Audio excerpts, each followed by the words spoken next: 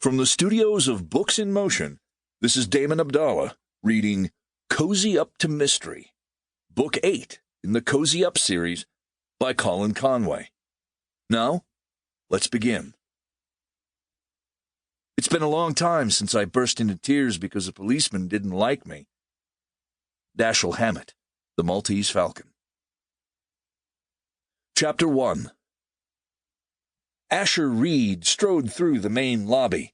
His shiny shoes landed heavily on the tile floor. The inside of his forearm brushed the little radio clipped to his belt. Overhead, a crooner belted out, "That's life," from hidden speakers.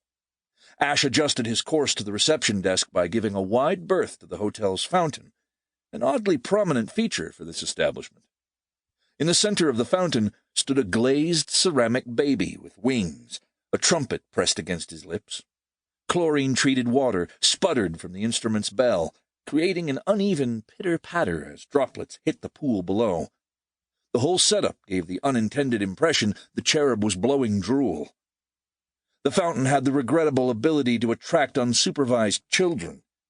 5 stood around the feature now, splashing their hands on top of the water and gleefully babbling some adolescent nonsense. Ash usually ignored all kids, a practice he found essential for a happy life. Today was no different. Thus he widened his path to avoid them. In front of the reception desk, a short woman in blue polyester slacks and a bright yellow T-shirt waited. Her silver hair was cut short in an almost military manner. A large red suitcase stood near her leg. 4 bungee cords crisscrossed the bag, 2 along its width, the others encompassed its height. Behind the registering woman, a line of impatient guests waited. They were dressed in various forms of attire. Several wore T-shirts, many wore jeans, and a couple wore polyester slacks. The majority were women, and all but one carried an expression of frustration. An attractive woman in her late 30s wore a tight red dress that hugged every curve before stopping mid-thigh. Long blonde hair fell to the middle of her back.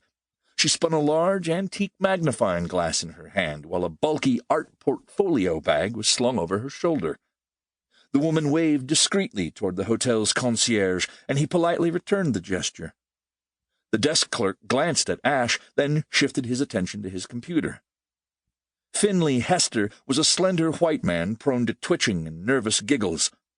Ash learned this about the clerk while working the past 6 weeks at Coastal Haven, the most prominent hotel in Marlowe Bay. The small city on the Georgia coast was an hour drive south of Savannah and about the same distance north of Jacksonville, Florida. Guests on the hotel's east side were treated to a view of the Atlantic Ocean, which was just across the boardwalk. Finley cleared his throat. "I'm sorry, ma'am, I don't see a registration." "It's got to be in there."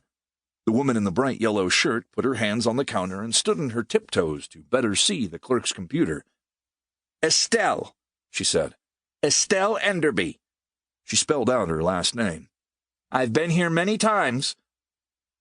"Well, I can see you've been a guest previously, however, there's no active reservation." Finley motioned helplessly toward the computer. "I'm sorry, ma'am," he said once again, this time with a panicky chuckle. "Not sure why you find this funny." Estelle dropped to her normal height, her chin barely above the counter. She noticed Ash and stepped back, revealing the words splashed across her shirt, "Mystery Mavens." "You must be the muscle." Ash ran his hand down his burgundy vest, smoothing it in place. He thought it made a striking statement along with his black slacks and black long-sleeved shirt. "I'm the porter." Ash reached for her suitcase. "Nope." Estelle rolled her bag closer, clutching its handle with both hands. "You don't look like any bellhop I've ever seen." She considered the ball of fire tattooed on the back of Ash's hand. "Work release?" "Ma'am?" Ash asked. Finley cleared his throat again and followed it with an anxious cough. "We do have one room available, Miss Enderby."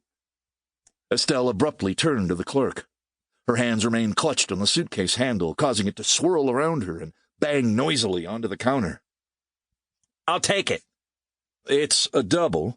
"I said I'd take it, and don't even think about upcharging me because of the second bed." No, ma'am," Finley squeaked. Sample complete. Ready to continue?